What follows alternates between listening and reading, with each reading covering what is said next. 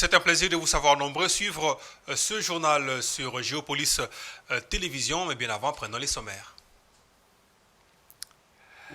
Un réaménagement au sein des FARDC, le lieutenant-général Christian Chiwewe Songesha est le nouvel chef d'état-major général des FARDC en remplacement du général Célestin Mbala Moussensi. Situation sécuritaire à Kwamouth, infiltration de l'armée et main noire des politiques dénonce la gouverneure de la province de Maïndombe et que vous suivrez dans ce journal. Voilà. Bienvenue dans cette grande édition du journal. Nous allons commencer ce journal avec l'actualité au sein du FARDC, remue-ménage au sein de l'armée de la République démocratique du Congo dans une série d'ordonnances prises par le chef de l'État et commandant des armées. Plusieurs nominations ont eu lieu au sein des FARDC, notamment les fonctions du chef d'état-major général qui ont un nouvel occupant, la personne de Christian Chiwewe Songesha. Il remplace à ses postes le général Célestin Mbala Moussensi. Fiston Leko. Au sein des FARDC a été lu à la télévision nationale par la porte-parole adjointe du chef de l'État Tina Salama pendant la nuit du mardi à mercredi 2022. Des nominations qui interviennent dans un contexte où l'armée congolaise est attendue au tournant, surtout en ce qui concerne la sécurité dans la partie orientale de la République démocratique du Congo. En toile de fond, l'épineuse question de l'occupation de Bunagana il y a aujourd'hui plus de 110 jours. Christian Chiwewe, qui est l'actuel responsable des FARDC, était jusqu'avant sa nomination commandant de la garde républicaine, un poste qu'il occupe depuis 2020 avant d'être nommé au grade de lieutenant général en août 2022. Aux soldats, aux sous les drapeaux, cocotte à la politique interne. Mais Sengeli Boyeba, que la garde républicaine accompagne le chef de l'État dans sa politique. Le promu a un long parcours au sein des forces armées. Il est présenté comme parmi les premiers officiers rangers formés au Soudan après le départ du régime Mobutu. De 1999 à l'an 2000, il suit les cours de commandement d'état-major de la garde républicaine à Likasi. Il a gravi plusieurs échelons avec des formations notamment en Angola avant qu'il ne soit désigné commandant de la 10e brigade Moura à Kinshasa en 2003. Il a été nommé de 2007 à 2011 comme commandant du 13e régiment de la garde républicaine à Lubumbashi, commandant second en charge des opérations et renseignements de la garde républicaine de 2014 à 2020. À côté de lui, dans le cadre de ces nominations, il y a le général Jacques Ishalingonza Nduru, nommé chef d'état-major adjoint de l'armée en charge des opérations et renseignements. Le général-major Ephraim Kabi Kiriza, nommé commandant de la garde républicaine, le général-major Jérôme Chiko Chitambwe, nommé chef d'état-major adjoint chargé des opérations des FARDC, le général-major Christian Daiwel Okura, nommé chargé du renseignement militaire, et le général-major Léon Richard Kansonga, qui est nommé chef d'état-major adjoint en charge de l'administration et logistique. Il y a aussi à noter que 5 officiers supérieurs ont été nommés au grade de général-major et 6 autres au grade de général de brigade. Restons chez les FARDC où les différentes nominations et réformes au sein de l'armée suscitent beaucoup d'attentes des Congolais qui espèrent voir une nouvelle dynamique dans la conduite en matière de sécurité. Pour Nikes Kibelbel espère en matière militaire, cela constitue un nouveau souffle donné à l'armée, mais ces changements en profondeur nécessitent plus d'efforts pour que l'armée s'adapte aux défis actuels. Il a été joint depuis la ville de Goma par Patrick Ilunga. On l'écoute. Oui, plus que jamais, la RDC a besoin d'une grande réforme dans le secteur de la défense et sécurité.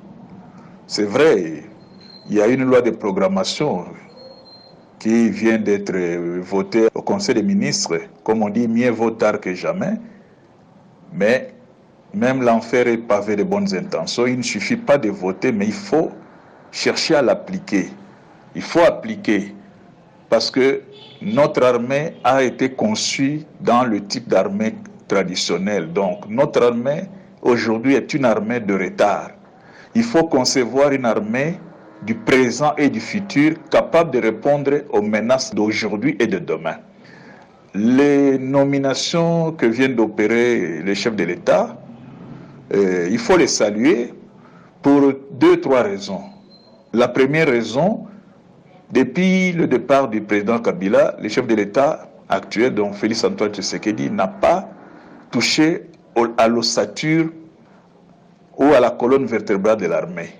C'était important pour les chefs de l'État d'opérer ce changement en profondeur. Aujourd'hui, nous pouvons dire que l'état-major général de FARDC actuel, donc depuis ce matin, est dans la vision du chef de l'État, Félix Antoine Tshisekedi. Le président Félix Tshisekedi, au lendemain de la prise de pouvoir, avait promis de sécuriser les frontières nationales et surtout de mettre fin à l'activisme des groupes armés. Il avait promis de mettre fin à l'activisme du terrorisme des ADF-MTM, mais voilà qu'il y a un autre phénomène qui est arrivé, le phénomène M23, et effectivement, et il y va même de son deuxième mandat, il faut une armée, il faut des militaires qui arrivent à reconquérir l'espace Bunagana qui est entre les mains aujourd'hui du Rwanda.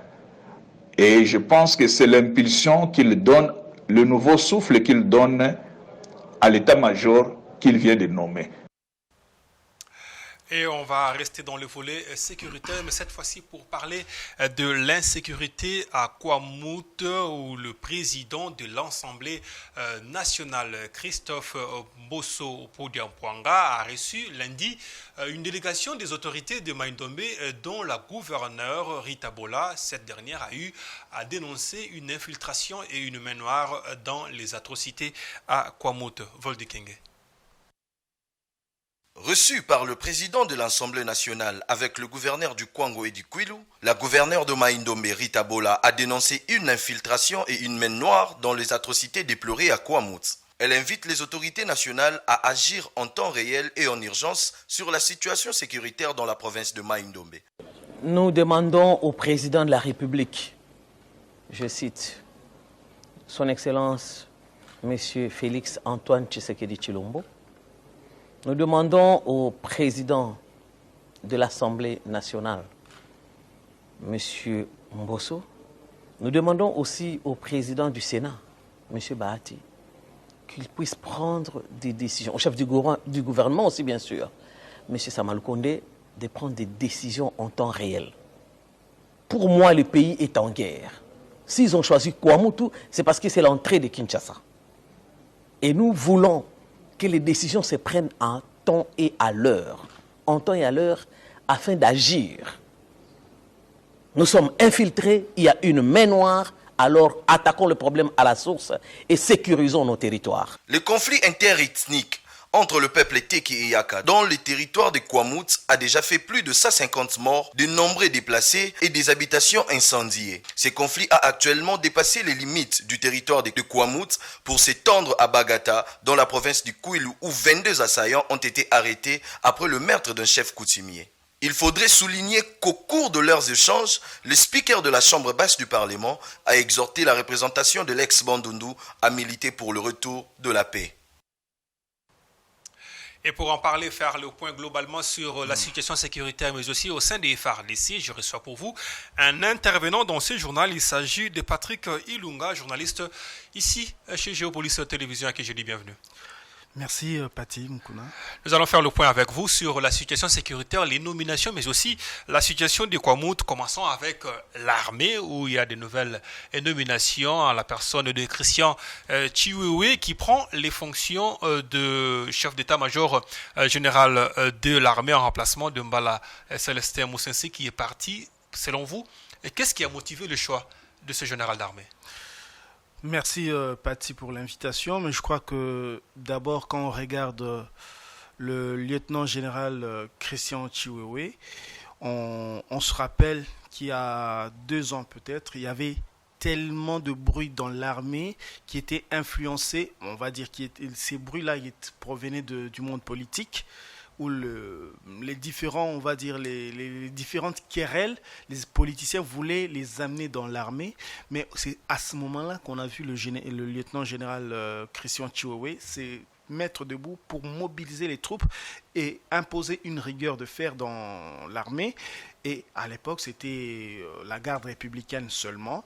Et on a vu cette rigueur-là. Moi, je crois que c'est d'abord grâce à cette rigueur-là qu'il a été porté à la tête de l'état-major général de l'armée, mais aussi parce que le chef de l'État voulait injecter du sang neuf dans l'armée. On se rappelle par exemple que le général Célestin Mbala était déjà mis sur la liste de la retraite depuis 2020. Donc il fallait injecter un sang nouveau. C'est ce que le chef de l'État a fait. Mais aussi, je crois qu'on récompense un homme de rigueur. On veut mettre la rigueur dans l'armée et faire plus par rapport à ce qui a été fait. Aujourd'hui, on sait que le lieutenant général Christian Chiwewe, c'est un homme de terrain. C'est un homme qui a un contact direct avec les hommes de troupes. Et je crois que ça a dû jouer beaucoup. Et parce que vous parlez d'un homme de terrain, un homme sans chou, un homme de contact qui remplace un autre qui très souvent on qualifié d'être un trop administratif. Pensez-vous que cette fois-ci on a affaire à un technocrate? Non, je crois que cette fois-ci on a affaire à vraiment quelqu'un qui connaît le terrain, qui sait parler aux hommes de troupes. Et je crois que le changement va se ressentir tout de suite, à mon avis.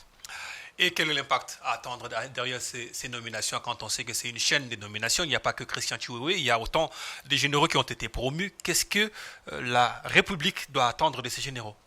Bon, d'abord, il faut rappeler qu'on fait peut-être un focus sur Christian Chiwewe parce qu'il s'agit là on parle de chef d'état-major général, mais il y a aussi des postes importants comme par exemple le renseignement militaire qui a été, on va dire, le chef de l'État a mis quelqu'un là-bas, a mis un général, c'est le général Christian Daiwel, qui remplace le général Delphin Kaimbi, qui est mort, je crois, depuis un peu plus de 2 ans. Alors, ce poste important dans un contexte où le pays est en guerre.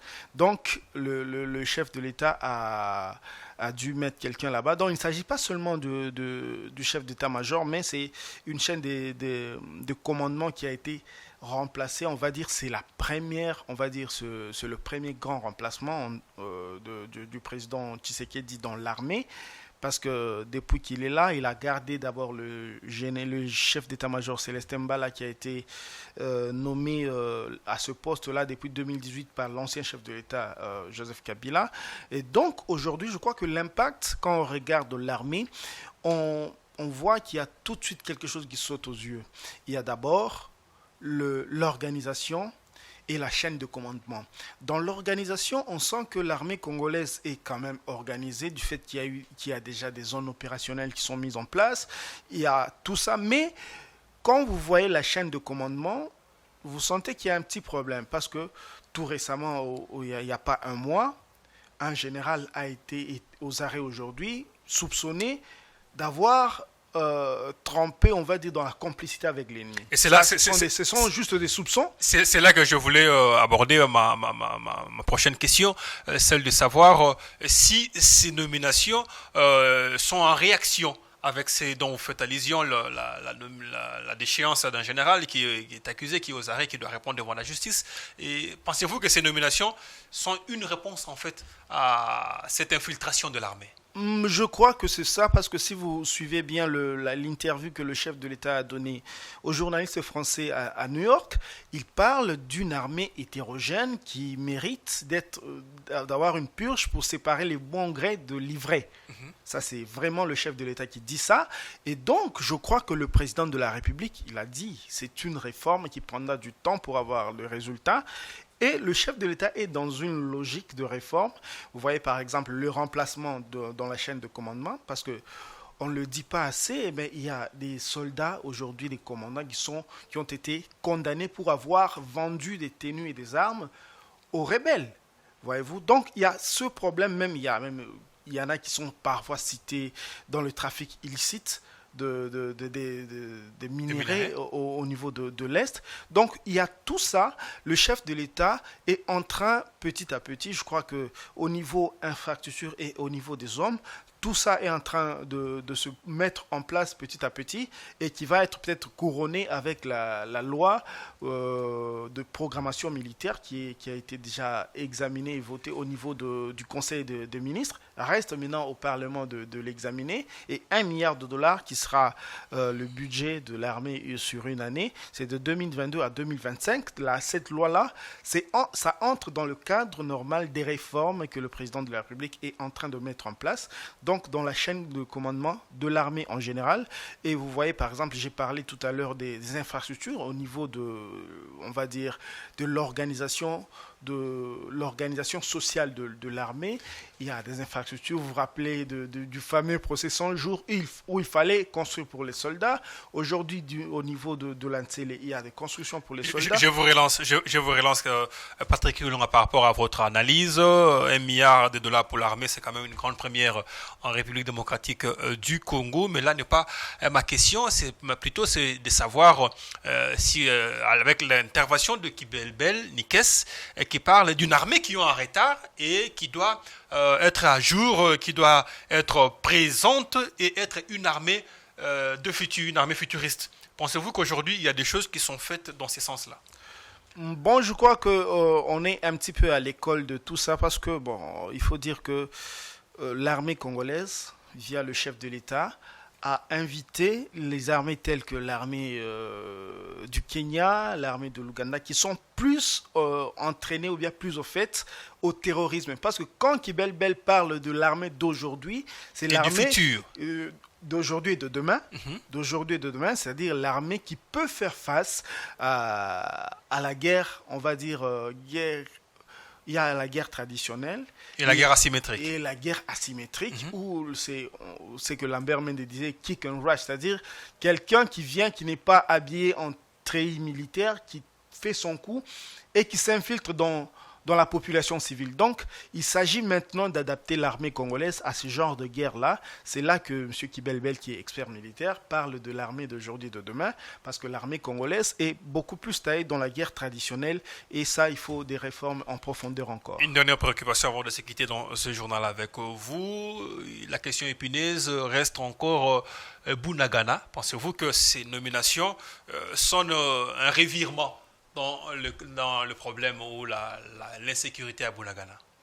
On peut l'espérer, mais je crois que les choses se feront dans le temps qu'il faudra, parce que bon, un État, c'est quand même, ça s'étale sur une durée. C'est pas seulement parce que nous, on a l'habitude de vouloir des choses tout et tout de suite, alors que ça peut d'abord constituer d'abord de plans à faire, en plus passer au plan opérationnel. Donc ça peut prendre du temps, mais on espère quand même que avec la nouvelle chaîne de commandement, les choses se feront et ce sera dans le bon sens. Patrick Kilunga, je vous dis merci. C'est à moi de vous remercier. Voilà, continuons ce journal en changeant de registre, cette fois-ci pour parler de l'économie et dans le secteur minier. La ministre Antoinette Samba Kalambai s'est montrée favorable à la question de prise en charge des agents travailleurs dans des sites miniers. Cet compromis est trouvé au cours des échanges qu'elle a eu dernièrement dans son cabinet de travail avec le professeur Dr Jérôme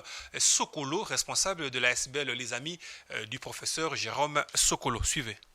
La ministre de Mines Antoinette Samba Kalambai a échangé avec le professeur Dr Jérôme Sokolo, responsable de l'ASBEL, les amis du professeur Jérôme Sokolo, le samedi 1er octobre 2022 dans son cabinet de travail.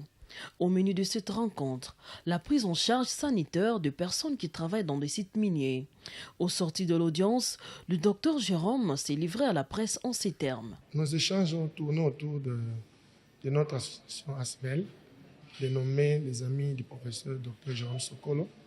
Cette association, en fait, s'occupe des problèmes des communautés, notamment la situation sanitaire, comment améliorer cela. Et nous avons aussi axé nos échanges autour de la santé des personnes travaillant dans les sites miniers. Et il est question que nous dégagions les problèmes que ces personnes ont de temps en temps dans l'exercice de leur travail.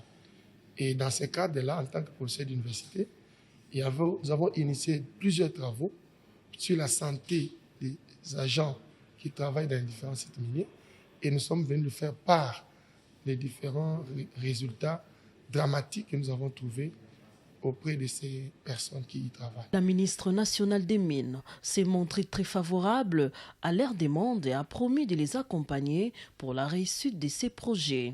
Nous avons simplement voulu obtenir d'elle son appui parce qu'il s'agit d'une initiative privée que nous avons commencée. Il est important que le politique aussi intervienne, apporte le plus que son appui dans l'amélioration de la santé de nos concitoyens. Et elle a été très favorable à nos vœux et elle a promis nous accompagner dans ce genre d'objectifs. Par ailleurs, notons que cet ASBEL a pour objectif de s'occuper des différents problèmes sanitaires qui touchent surtout les communautés afin de voir comment les améliorer. Restons en économie, cette fois-ci pour parler des finances publiques. Le ministre national des Finances, Nicolas Kazadi, a présidé la réunion de la Troïka politique en prélude aux discussions en marge des assemblées annuelles du Fonds monétaire international et de la Banque mondiale dont les travaux débutent le 10 octobre prochain. Dieudonné Monali. En prélude aux discussions en marge des assemblées annuelles du Fonds monétaire international et de la Banque mondiale à partir du 10 octobre 2022, le ministre des Finances Nicolas Kazadi a présidé une réunion de la Troïka politique le lundi 3 octobre dernier pour le suivi des critères de mise en œuvre du programme en cours avec les institutions de Bretton Woods. Lors de cette importante réunion d'évaluation dans le cadre du programme triennal entre la République démocratique du Congo et le Fonds monétaire international, Nicolas Kazadi a noté l'évolution positive de nombreux critères et identifié ceux qui nécessitent des actions complémentaires ou des clarifications. La réforme de la fonction publique, la maîtrise des effectifs et de la masse salariale, les subventions pétrolières font partie des sujets nécessitant un suivi particulier. Restons toujours en économie, mais cette fois-ci à l'Assemblée nationale, fin de la formation des députés nationaux sur la crédibilité budgétaire des députés nationaux, membres de la Commission économique et financière de l'Assemblée nationale qui se sont rassemblés lundi au Cercle de Kinshasa dans le cadre d'un séminaire de haut niveau sur la crédibilité du budget de l'État en République démocratique du Congo. Cette activité a été animée par les experts du Fonds monétaire international. Une fois de plus, Dieudonné Bonali. La tenue de ce séminaire sur la crédibilité du budget vise à outiller les députés nationaux, membres de la Commission économique et financière de la Chambre basse du Parlement, des connaissances techniques devant leur permettre de voter des budgets crédibles qui tiennent véritablement compte du cadrage macroéconomique du pays. L'organisation de ce séminaire donc tombe à point nommé, car il permettra d'outiller encore davantage les membres de notre commission sur certaines questions spécifiques liées notamment à la crédibilité du budget. Animé par les experts du FMI et d'Afritax Centre, à l'initiative du comité d'orientation de la réforme des finances publiques OREF sur financement de la BAD à travers la cellule d'exécution des financements en faveur des États fragiles, CFF, ces assises ont comme finalité pallier aux déficits liés au manque de crédibilité des budgets qui sont votés au niveau du Parlement congolais. Quittons l'économie pour la société, l'intelligence artificielle, e-gouvernance et l'accès à l'information télé, le thème de l'UNESCO pour la journée mondiale de l'accès universel à l'information. Des recommandations ont été faites à la RDC au travers d'une matinée scientifique organisée par l'UNESCO mercredi au centre Wallonie-Bruxelles de Kinshasa. Enoch Issei. Dans le cadre de la Journée mondiale de l'accès universel à l'information qui s'est tenue 28 septembre dernier, l'UNESCO a réuni ce mardi dans la salle de spectacle Wallonie-Bruxelles étudiants, professeurs et hommes de médias pour une matinée scientifique sur l'accès universel à l'information à l'heure du numérique. Ces assises avaient pour thème l'intelligence artificielle e-gouvernance et accès à l'information. Selon le représentant de l'UNESCO en République démocratique du Congo, M. Isaïas Baritou, l'UNESCO s'engage à soutenir la République démocratique du Congo pour son développement dans tous les secteurs de la vie. L'UNESCO, dans son ensemble, est prêt à accompagner le gouvernement et les structures au niveau de la RDC dans la mise en œuvre de ces recommandations. La mise en œuvre de ces recommandations requiert l'intervention de plusieurs parties prenantes. Le gouvernement, les structures au niveau régional, au niveau international, les ONG, les universités, pour qu'on puisse bien profiter du potentiel du numérique, pour qu'on puisse bien profiter du potentiel de l'intelligence artificielle, des technologies de l'information et de la communication, mais tout en respectant les principes de l'éthique qu'on doit tous respecter. Cette matinée a abordé principalement deux angles. D'abord, celui de l'intelligence artificielle, lequel de l'angle a été abordé par le professeur Kojon Doukouma, docteur en sciences juridiques, qui, selon lui, l'intelligence artificielle n'est rien d'autre que la capacité pour l'informatique à réagir comme un humain, car elles ne sont que des machines autoprenantes. Quant à l'information, qui est selon lui un droit fondamental d'être informé, d'informer et un droit pluraliste, c'est-à-dire la vérification de plusieurs sources d'informations afin de mettre fin aux dangers qui sont liés à l'accès à l'information, notamment le fake news, la censure de l'information, la filature et d'autocréation de contenu, puis la manipulation de masse. Activité des partis politiques en République démocratique du Congo, Faustin Kaziteriko Kenda, président national du parti politique Congo Uni, a eu un échange avec les mamans de la commune de Kalamou dimanche au siège de son parti sur l'avenue Victoire dans la commune de Kalamou après l'adhésion de ces dernières à son parti. Damani Mujinga. C'est dans un climat de joie que le parti Congo Uni a reçu à son siège les mamans de la commune de Kalamou. Déterminées à soutenir le parti dont la vision prône le changement intégral de la RDC, ces femmes ont reçu de Faustin Kaziteriko Kenda, président national du parti Congo Uni, les explications sur le rôle que doit jouer la femme dans le processus du développement du pays. Celui qui ne reconnaît pas la valeur de la femme n'ira pas loin. Sous le soleil, si une femme ne vous apporte pas son soutien, il faut savoir que vous n'irez pas de l'avant. Si je suis ce que je suis aujourd'hui, c'est grâce à vous les mamans, car c'est vous qui m'avez enfanté, scolarisé et fait tout le nécessaire dans ma vie. Ces explications interviennent juste après que le président communal de Kalamou, Denis Bokele, inculque à ses femmes la vision du parti cher à Maître Kazi.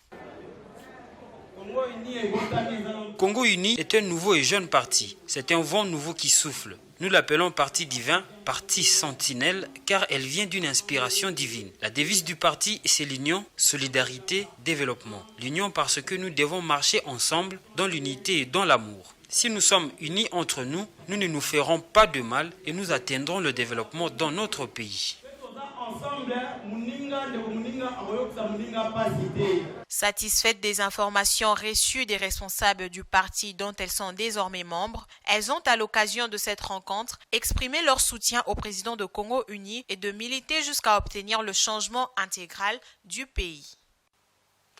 L'actualité du jour nous oblige de se rendre à l'international avec la page internationale.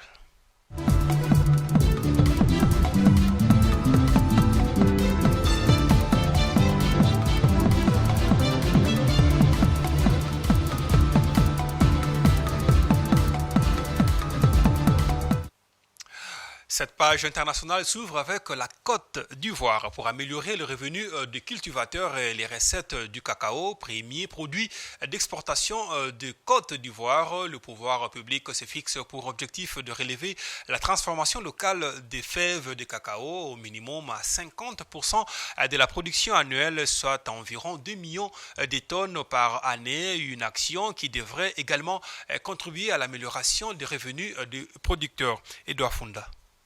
Pour améliorer les revenus des cultivateurs et les recettes du cacao, premier produit d'exportation de Côte d'Ivoire, le pouvoir public se fixe pour objectif de relever la transformation locale des fèves de cacao au minimum à 50% de la production annuelle, soit environ 2 millions de tonnes par an. Une action qui devrait également contribuer à l'amélioration des revenus des producteurs. Je voudrais rappeler l'ambition du chef de l'État de faire de la Côte d'Ivoire un pays industrialisé à l'horizon 2030, en transformant sur place l'essentiel de nos matières premières, en particulier celles provenant de l'agriculture. La stratégie mise en place vise à transformer localement au minimum 50% de la production annuelle de fèves de cacao, qui se situe à environ 2 millions de tonnes par an. Concernant l'amélioration des revenus décents des cacaoculteurs, les autorités ivoiriennes ont reconnu les efforts des producteurs et dressé le bilan de la réforme à la filière au cours de ces 10 dernières années, réforme qui a permis de distribuer plus de 16 000 milliards de francs CFA aux planteurs. Le vice-président Méliès Koné a également au cours de son allocution annoncé une hausse du prix bord champ durant la campagne. Bord champ fixé lors du dernier Conseil des ministres. 900 francs le kilogramme pour le cacao.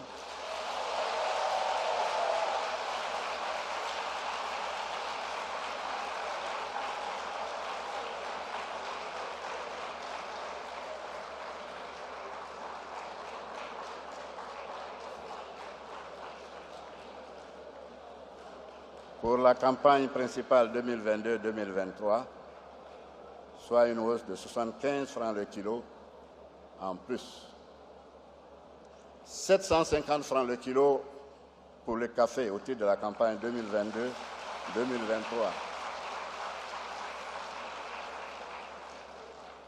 Contre 700 francs pour la campagne précédente. Mesures prises par l'État de Côte d'Ivoire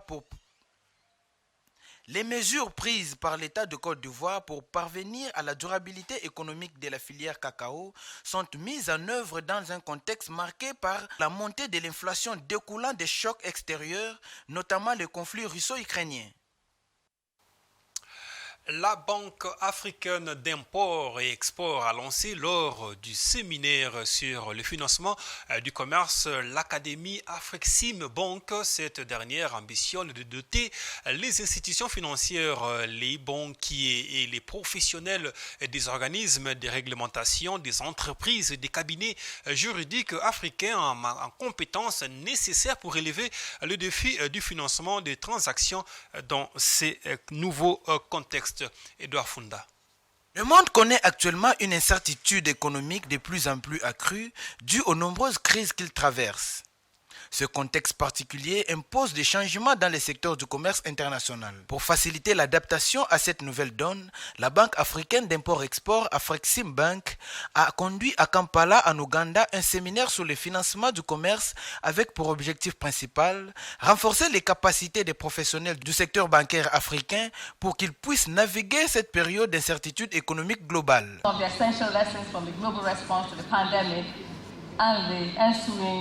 L'un des enseignements essentiels de la réponse mondiale à la pandémie et à la crise ukrainienne qui s'en est suivie est que la capacité du continent à surmonter ces futures crises dépendra de l'existence d'un système financier robuste, profond et interconnecté. Ce système contribuera à améliorer la préparation de l'Afrique aux chocs mondiaux en nous permettant de mobiliser collectivement les ressources financières africaines abondantes mais très dispersées pour aider les économies et les secteurs vulnérables aux chocs.